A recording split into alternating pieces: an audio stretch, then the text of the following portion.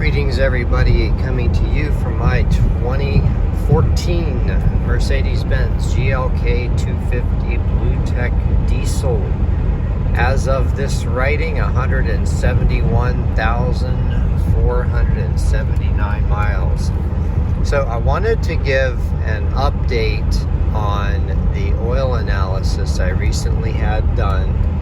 I had it done from Blackstone, and it came out with 75-ish parts per million of sodium. Now typically when they find numbers like that of sodium in the oil, they consider it to be coolant contamination. There was a little bit of an anomaly on mine though, and that the potassium was lower, and they said that the sodium and potassium usually go hand in hand.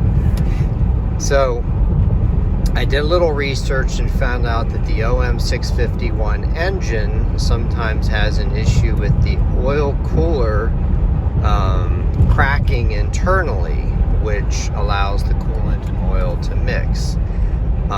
So I immediately suspected that might be my issue. But then I did some more digging and found out a few interesting things. So right after that, I looked under the oil cap and into the area, the valve train. I looked on the dipstick. This is after about 2,500 miles on the change. It took a while to get the results back. And I looked in the coolant reservoir. Absolutely no traces of coolant and oil mixing. So I did some further digging and found out that the Liqui Moly oil, the Top Tec, has sodium as a part of the additive package. And I saw some threads on BMW forums about the same kind of thing, cars with much lower miles.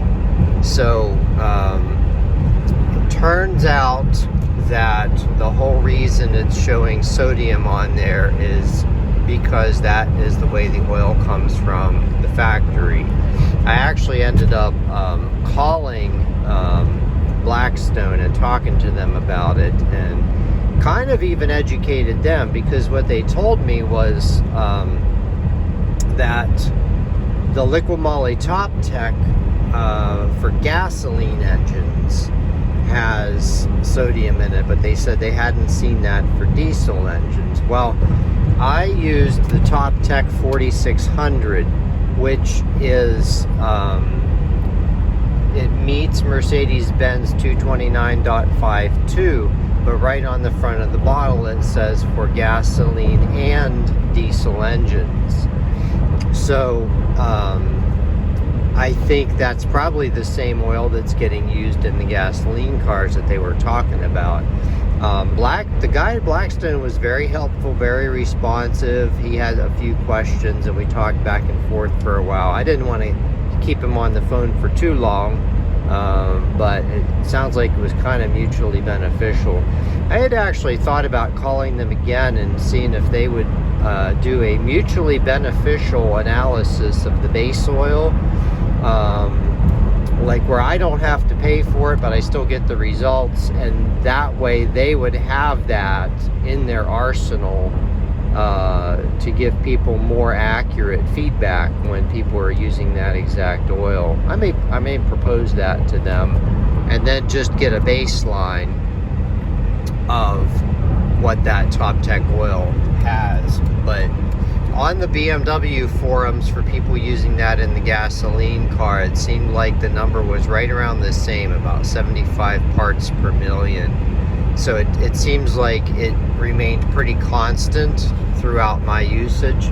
So what I've decided is there's absolutely nothing wrong with my oil cooler or my engine, and I'm just going to basically continue driving on my normal oil change interval for the next one. Might even bump it up a bit, maybe to 15,000 this time. We'll see. I may still stick with the 13,000 because this run I'm going to be driving it through the winter, and a lot of times if there's snow to scrape off the car or sweep in the driveway, I will start the car and let it idle.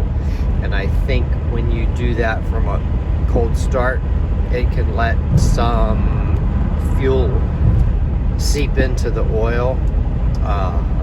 So I may shorten the oil change interval as a result. But either way, it's still going to be well over 10,000 miles before I do the next oil change.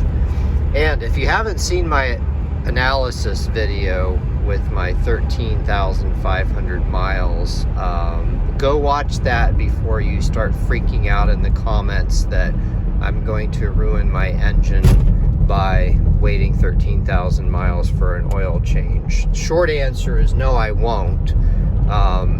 Even Blackstone said that it looked like 13,000 was a good interval. Anyway, that's it. Just wanted to give the update for those of you who are interested in this sort of thing. Have a great day.